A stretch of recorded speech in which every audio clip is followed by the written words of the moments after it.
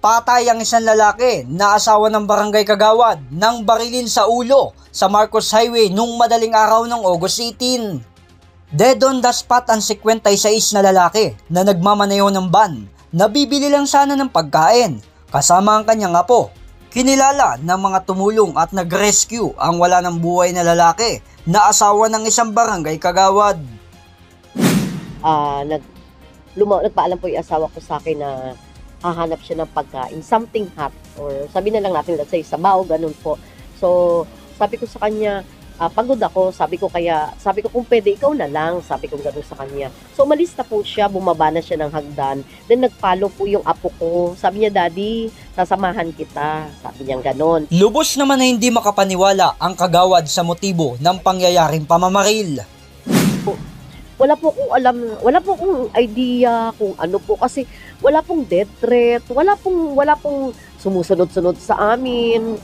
At pagdating ko sa politika, never pong makialam ang asawa ko, kasi talagang hindi ho siya, wala pong hilig sa politika yun. For how many years po ako naging barangay Kagawad, pero hindi po talaga siya nakikialam sa politika. Kamakailan lamang ay atin rin naiulat na may namatay na isang barangay tanod na umano'y tinitignan na posibleng kaugnay nito.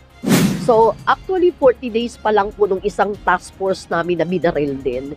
For what reason, hindi namin alam. Pero very clear doon, clearing operation po ng Cogeo Gate 2. Kasi po talaga pong pinalilinis yan. Pero tong mga tao na to, tumutupad lang to sa kanilang trabaho dahil sila ay nautusan lang. Pero dahil sa, alam nyo naman po, naghahanap buhay yung mga vendors natin, siguro, sabi nga nila, ginugutom nyo kami. So, ang nangyayari ngayon, ang fallback doon sa barangay. Ayon sa pulisya, ay naaresto naman ang isang suspect matapos ituro ng ilan sa mga nakakita sa pamamaril. Accordingly kasi arrested naman natin yung suspect, no? And he keeps denying siya nga talaga yun. However, meron po tayong mga witnesses na nagtuturo sa kanya at sinumpaan na po nila ng kanilang mga salaysay na siya yung nakita nila na gumawa po ng krimen. Na-recover rin ng pulisya ang isang basyo ng bala sa pinangyarihan. Maring naman na itinatanggi ng suspect ang paratang sa kanya. Wala po ako yun, Jairian na yun. Yung ano na yun, nasa bahay po ako, nag-iima po kami ng kaibigan ko. Yung dinapot po nila ako, tulog po ako sa bahay na tinitiran.